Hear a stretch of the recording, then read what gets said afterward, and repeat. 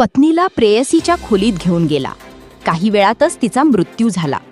पण आरोपीच्या खिशात सापडलेल्या एका पुराव्याने संपूर्ण प्रकरणाला वेगळंच वळण दिलं. हरियाणातील गुरुग्रामच्या मानेसर परिसरात घडलेल्या एका हत्येच्या प्रकरणाने सर्वांचे लक्ष वेधले आहे. पोलिसांच्या माहितीनुसार अंकित आणि 38 वर्षीय रजनी देवी यांच्यात गेल्या 3 वर्षांपासून प्रेमसंबंध होते. लग्नानंतरही हे संबंध सुरू असल्याचा आरोप असून त्यातूनच पत्नीची हत्या करण्याचा कट रचल्याचा दावा पोलिसांनी केला आहे. तपासात समोर आलेल्या माहितीनुसार अंकित आपल्या पत्नीला रजनी राहत असलेल्या भाड्याच्या खोलीत घेऊन गेला. त्यानंतर तेथे तिची गोळी झाडून हत्या करण्यात आल्याचा आरोप आहे.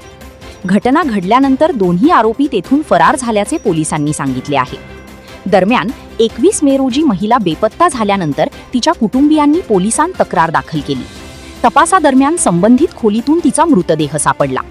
चौकशी दरम्यान आरोपींकडून मिळालेल्या काही महत्त्वाच्या पुराव्यांमुळे तपासाला नवी दिशा मिळाली आणि पोलिसांनी या प्रकरणाचा उलगडा केल्याचा दावा केला आहे.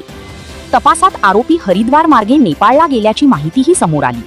30 जून रोजी भारतात परतल्यानंतर गुन्हे शाखेने दोघांनाही अटक केली. सध्या न्यायालयाने त्यांना पोलीस कोठडी सुनावली असून कथित गुन्ह्यात वापरलेले शस्त्र आणि इतर पुरावे जप्त करण्याचे प्रयत्न सुरू आहेत.